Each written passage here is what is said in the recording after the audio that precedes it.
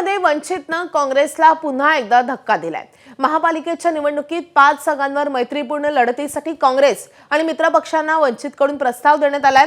त्यामध्ये काँग्रेसच्या 5, महादेव जानकरांच्या वाटेला आलेली 1 आणि राजेंद्र गवई यांच्या वाटेला आलेली 1 जागा, अशा 5 जागांवरती वंचितनं आता दावा केलाय।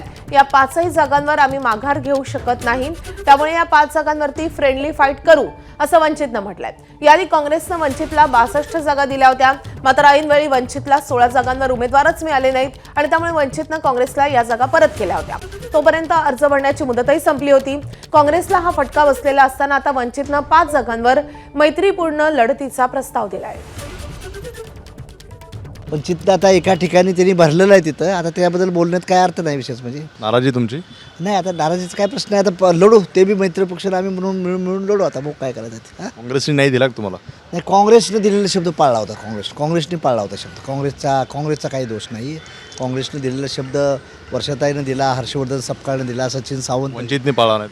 वंचितनं आता त्यांच्याशी माझी स्वतः प्रत्यक्षात बोलणं झालं, त्यांच्या जे प्रवक्त्याशी झालं बोलणं, पण त्यांनी भरायलाच नाही पाहिजे होता, एवढीच माझी अपेक्षा होती त्यांच्याकडे। एबीपी माझा, उघडा डोळे बघा नीट।